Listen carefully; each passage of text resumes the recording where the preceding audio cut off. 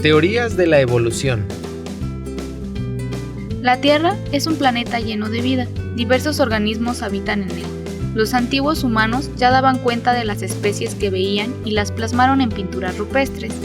La diversidad de formas de vida es el resultado de la historia del planeta, en la que la reproducción, la recombinación genética y las mutaciones de ADN jugaron un papel primordial en la evolución de las especies. Uno de los orígenes de la diversidad se dio por evolución, un proceso mediante el cual los seres vivos se transforman y cambian el tiempo. Los cambios evolutivos no significan superioridad o inferioridad, son una complejidad de los organismos.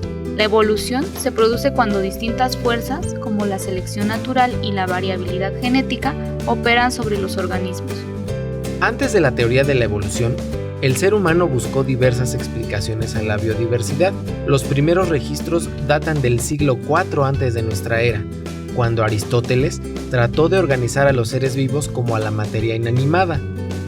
Solo superado por los dioses, Aristóteles colocó al ser humano en la cúspide de la Scala Naturae, y detrás de este, en orden descendente al resto de los animales, plantas y minerales. Aristóteles consideraba inmutables a los seres vivos, sin cambios en el tiempo.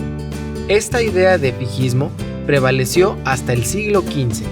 A raíz de las exploraciones marinas del siglo XVI, los europeos descubrieron especies desconocidas provenientes del Nuevo Mundo y de las islas del Pacífico, por lo que conformaron una nueva área de conocimiento, la biogeografía, cuyo fin era estudiar la distribución de los seres vivos. Las especies descubiertas aportaron información nueva a los naturalistas, quienes encontraron semejanzas entre los continentes separados. ¿A qué se debía esta semejanza? En el siglo XVII hubo naturalistas que realizaron estudios de anatomía comparada, con la finalidad de describir las diferencias y semejanzas de las extremidades de los seres vivos, entre la tortuga, la foca, el ser humano, el caballo, el murciélago y el ave encontraron una estructura similar con funciones distintas. ¿Por qué organismos tan diferentes entre sí tienen estructuras similares?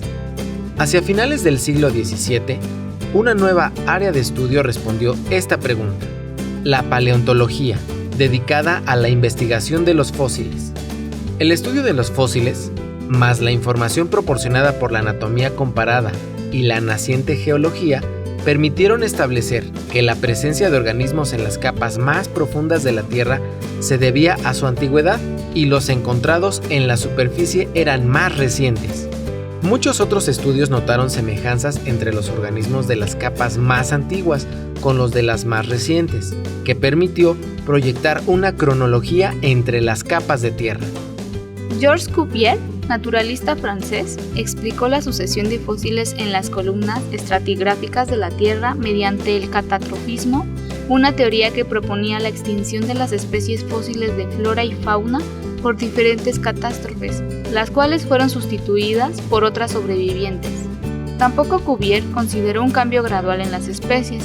En su época se creía que los seres vivos habían sido creados de modo divino, sin cambios en el tiempo, por lo que su teoría fue aceptada debido a que no se oponía a la creación divina. Otros científicos de la época rechazaron la teoría de Cuvier, puesto que se apoyaron en la estratigrafía, la geología y en el registro fósil para abogar por el cambio gradual de las especies. Charles Lyell, fundador de la geología, supuso que las fuerzas terrestres, el vulcanismo, los terremotos y la sedimentación fueron responsables de los cambios en la morfología de la Tierra y no las grandes catástrofes. Para Lyell, la falta de evidencias de un cambio gradual de los seres vivos era un problema del registro fósil, pues algunas especies eran más susceptibles a fosilizarse que otras, y no a la sucesión de especies debido a grandes catástrofes. Estas ideas fueron fundamentales para estructurar la teoría de la evolución de Charles Darwin, quien durante su viaje hacia las Islas Galápagos leyó los trabajos de Lyell. Si analizamos el conocimiento que ya se había acumulado desde Aristóteles hasta el siglo XVII, considerando la información aportada por la anatomía comparada, la biogeografía, la estratigrafía y la paleontología, la teoría de la creación de los seres vivos desde el punto de vista creacionista no compaginaba.